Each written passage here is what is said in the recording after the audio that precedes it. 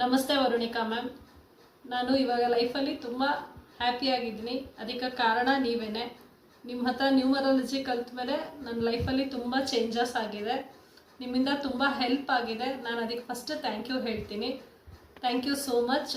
ಬಹುಶಃ ನಿಮ್ಮಲ್ಲಿ ಬಿಟ್ಟು ನಾನು ಇನ್ನೆಲ್ಲೂ ನ್ಯೂಮರಾಲಜಿನ ಇಷ್ಟು ಈಸಿಯಾಗಿ ಕಲಿತಾ ಇದ್ದೆ ಅಂತ ನನಗೆ ಅನ್ನಿಸ್ಲಿಲ್ಲ.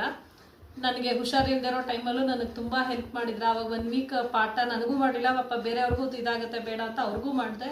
ಆಗ 1 ವೀಕ್ ಇಡೀ ಕ್ಲಾಸ್ಗಳಿಗೆ ರಜಾ ಕೊಟ್ಟು ಮತ್ತೆ ನನಗೋಸ್ಕರ ಮತ್ತೆ ಪಾಠ ಸ್ಟಾರ್ಟ್ ಮಾಡಿದ್ರ.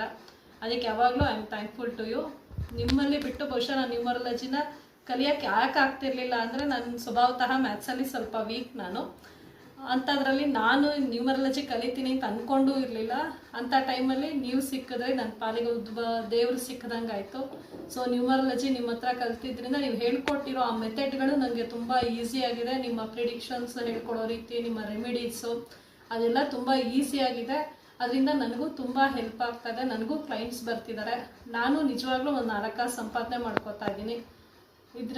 ಇದರಿಂದ ನನಗೆ ಲಾಭವೂ ಆಯಿತು, ಒಂದು ವಿದ್ಯೆ ಕಲಿತ ಒಂದು ನೆಮ್ಮದಿನೂ ಸಿಕ್ಕಿದೆ ಮನಸ್ಸಿಗೆ. ಹಾಗಾಗಿ ತುಂಬ ಥ್ಯಾಂಕ್ ಯು ಮ್ಯಾಮ್.